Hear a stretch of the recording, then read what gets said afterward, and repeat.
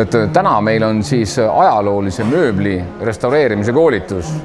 On see siis 2-päevane, 14 tundi ja oleme seda koolitust teinud siin juba mitmendat aastat ja vajadus selle koolituse järele on olnud väga suur. Ja kui me oma koolitusi reklaamima hakkame, siis mööbli restaureerimise kursused on nüüd küll esimesed, mis kohe kiiresti täituvad. Koolitus on mõeldud kõigile, alates sellest nii-öelda koduperenesest või sellist huvilisest, kes siis ei ole kunagi mööblit restaureerinud, aga omab mingit katkist ja ka lisaks veel vanat mööblit, kuni ka selleni, kes siis kooli kõrvalt või töö kõrvalt tuleb ja tahab saada lisateadmisi, oskuseid ja lähenemisnurki. Kõigepealt me siis mõtestame selle üldse ära, mis asi on ajalooline mööbel. Et võib-olla me ei vaata nii konserveerimist spetsiifiliselt ainult, vaid me vaatame asju kontekstides, et see vana mööbel on ka ju esemed asjad, mis räägivad millestki, et nad on olnud siis omaaegsete mõisate sisekujunduse lahutamatud elemendid ja kokku nad selle arhitektuuriga on moodustanud terviku. Me õpime seda tervikut mõistma ja seda tervikut lugema. Et miks seda vaja teha on, et on eesmärk on inimeste teadlikkuse tõstmine. Jah, et selle koolituse nagu põhieesmärk on ikkagi tutvustada restaureerimist, et mis on iseenesest ikkagi restaureerimine, mille poolest erineb mööbli restaureerimine, renoveerimisest, parandamisest, redisainimisest, mis on nagu suhteliselt populaarseks läinud ja mille piiri nagu väga ei hoomata, et tavaliselt tehaksegi väga valesid liigutusi nii-öelda väärtuslikel objektidel nagu mööbel. Meil on siin selline workshopi vormis, et see toimub suhteliselt vabalt. Ei ole niimoodi väga modelleeritud keskkond, et oleks meil konkreetsed õpieesmärgid ja nii.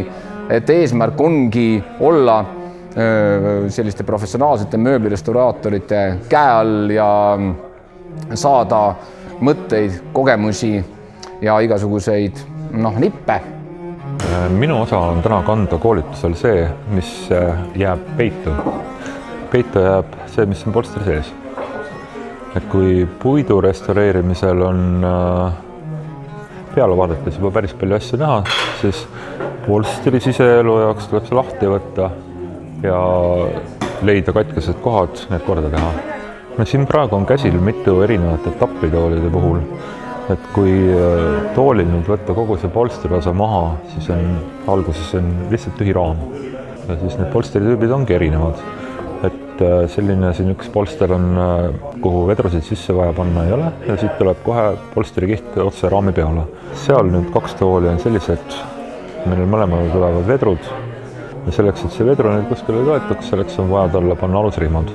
Ja praegu siin ongi niimoodi, et erinevad etapid on inimestel käsil ja siis saavad proovida erinevad inimesed, erinevad etappe.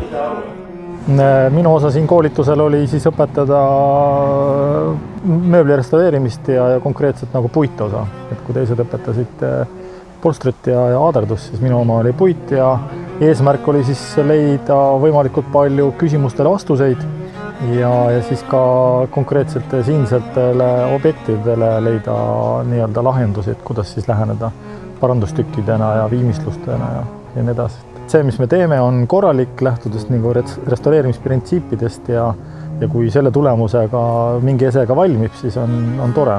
Aga kui me räägime nüüd laiemalt Raikküla mõisa koolitustest, siis aastate jooksul on need ennast tõestanud, vajadus nende järele on suhteliselt suur ja teeme selliseid unikaalseid koolitusi, näiteks meil oli siin vitraažide restaureerimise koolitus, ajalooliste tekstiilide kangaste restaureerimiskoolitus, siis toimub meil mööbli viimistlemiskoolitus ja on terve rida selliseid kursuseid, mida mujal ei tehtagi.